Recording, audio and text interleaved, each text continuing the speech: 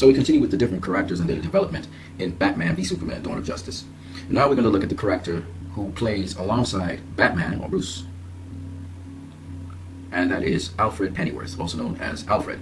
In this movie, there are different variations of Alfred. In this movie, this Alfred is a partner to Batman. Both of them are very old. Alfred is a lot more aged than Batman is, as you can see from just the beginning of the movie, where you see Alfred speaking to Batman, or speaking to the young Bruce Wayne, who runs off.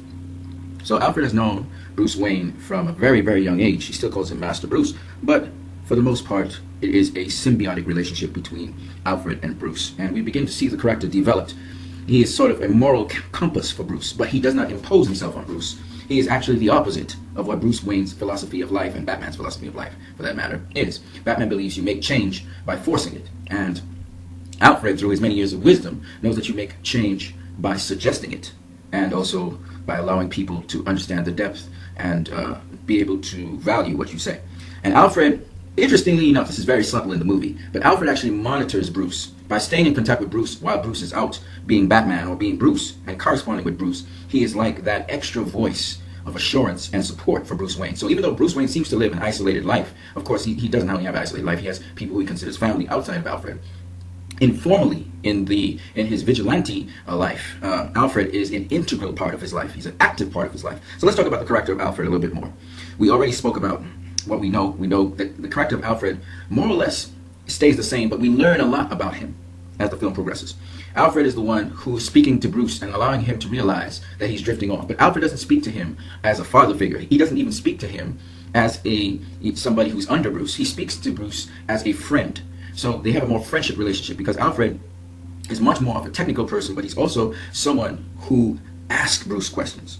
Alfred never at any point in time in any debate or argument is seeking to win a debate or argument. Whereas you can see that Bruce, he's still the younger person trying to convince this older man that what he's saying is not true. And Alfred basically crystallizes the truth to Bruce in almost every interaction. There was a very epic one where he was saying that Bruce is able to deceive almost anyone, and but he knows that Bruce cannot deceive him. And Alfred flushes out the truth from Bruce, what his intentions are, and what he was actually seeking after from the beginning of donning on the Batman suit. And what's very interesting is Alfred is not only a moral compass for Bruce, though Bruce doesn't know this, Alfred's having an impact on him, and therefore showing how much more cerebral Alfred is. Alfred is not only active in helping Bruce or Batman as he's actually fighting people and he's interacting with people, as we see in the film, where Alfred will suggest that Bruce goes to the second floor instead of the third floor where everyone is, to ambush them, the element of surprise. But Alfred is not only tactical, he's also one who suggests certain things. Like, for instance, where he suggested to Bruce that instead of him going as Batman, a better, more subtle thing to do, and much more effective things, to just be himself, Bruce Wayne, and therefore extract information from Lex Luthor that way. Alfred is a beautiful complement to Bruce. He's a partner to Bruce. You see Bruce serving Alfred tea. It's not Alfred as a butler like the other Alfreds you may have seen, or a fatherly figure who tries to comfort Bruce. No, this Alfred is also served by Bruce. And in a way, if you're really paying attention, Alfred is a mentor to Bruce. This is the best way to describe a mentor. A mentor is someone who has walked and seen a lot, and they don't ever tell you how to live your life. They will set the example, and they will also show you or ask you questions to help you to visualize the best way you should navigate your pathway. But they're never going to tell you what to do. And it seems as though Alfred, even though he's seeing Bruce drift one way or the other, and he's very emphatic about things, and Bruce does always get the last word in. Notice that Alfred is never swayed or convinced by Bruce. Alfred's silence does not mean that he agrees with you. And so it's really beautiful to see how Alfred actually leads Bruce. And it's really Alfred. If Alfred wasn't there, Bruce probably would have killed Superman, because Bruce goes through all kinds of things. You see Alfred talking about Bruce drinking alcohol, the wine. And he talks, and even with his snide comments, he's really making an observation and appealing to Bruce's conscience continuously. And of course he knows Bruce's backstory and the problems he's having. But Alfred is one of what you call the most intuitive people you would find. But he never tells Bruce what to do. He never does that. He just asks him questions. He also is listening in to almost everything. So Alfred is actually monitoring Bruce all the time. He's always monitoring Batman. And we know this, and it's kind of funny, because besides Alfred being the comic relief of this movie at certain points in the movie, with his snide comments, Alfred also, when Bruce almost kills Clark, or Kal-El, or Superman, Alfred's listening in on everything that Bruce is doing. And after Bruce makes that decision not to kill Kal-El, Alfred then chimes in behind him. And it's just very, very interesting how closely linked Bruce is to Alfred. It's almost like he needs Alfred. This is Bruce's Lois Lane. This is Bruce's Martha Kent. Alfred is more than just a partner to Bruce. He's a compass for Bruce. He's the element that keeps Bruce in contact with humanity. Otherwise, he would spiral off into this crazy beast. He would be like Lex Luthor. Lex Luthor didn't have an Alfred. That's the difference between Lex Luthor and Bruce Wayne.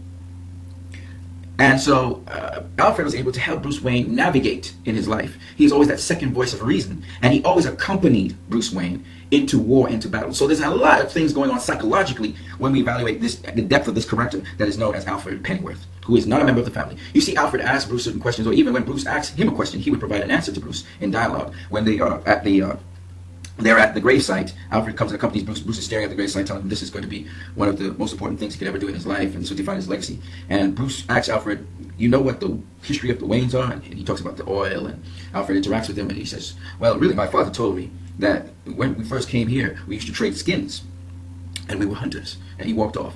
And Alfred listens to him. He doesn't say a single word, not a single word. And then he walks, Bruce goes across the fields. But the interesting part of that whole thing is that Alfred goes looking for Bruce. Alfred knows there's something wrong and something's cooking in Bruce's head. And he wants to be there for him as a support. And Alfred, imagine you have raised this child who has become an orphan.